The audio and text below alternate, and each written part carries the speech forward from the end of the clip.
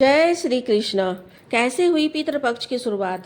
पितरों या पूर्वजों के उद्धार के लिए पुत्र का होना अनिवार्य बताया गया है। गरुड़ पुराण में स्वयं भगवान विष्णु ने कहा है कि यदि किसी व्यक्ति के साथ पुत्र जन्म की कठिनाई आ रही हो तो उसे षट्चंडी यज्ञ करनी चाहिए। साथ ही साथ भगवान शिव की पूरी भक्ति के साथ आराधना करनी चाहिए। भाद्रपद पूर्णिमा से अश्विन कृष्ण पक्ष अमावस्या तक को पितृपक्ष कहते हैं। परम पिता ब्रह्मा जी से एक बड़ा प्रतापी महर्षि अत्रि उत्पन्न हुए। उनके ही वंश में दत्तात्रेय का जन्म हुआ। उनके पुत्र निमि और निमि के पुत्र श्रीमान। श्रीमान बहुत बड़े तपस्वी थे। उन्होंने कई सालों तक कठिन तपस्या कर अपने प्राण त्याग दिए। इस पर उनके पिता निमि बहुत दुखी हुए। उन्होंने अपने धर्म के अनुसार अपने पुत्र का सारा क्रियाक्रम किया। इसके बाद पितृपक्ष के 14वें दिन चतुर्दशी तिथि को श्राद्ध में देने लायक सारे सामान को इकट्ठा किया।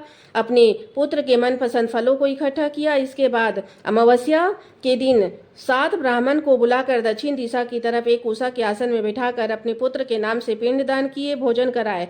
यह सब खत्म होने के बाद महर्षि निमि को अपने आप में पश्चाताप होने लगा। सोचने लगे कि वेदों में श्राद्ध देना पुत्रों के लिए लिखा है, पर मैंने बिना किसी से पूछे एक पिता होकर अपने पुत्र का श्राद्ध किया। यह तो मैंने बहुत गलत किया। और उन्होंने अपने तपोबल से महर्षि अत्रि का ध्यान किया।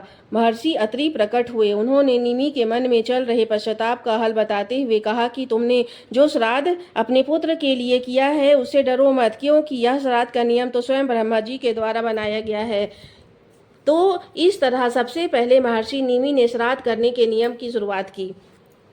अन्न और जल के दान के महत्व को इसलिए भी कहा गया है क्योंकि हम जो दान करते हैं वही हमें परलोक में परोसी जाती है।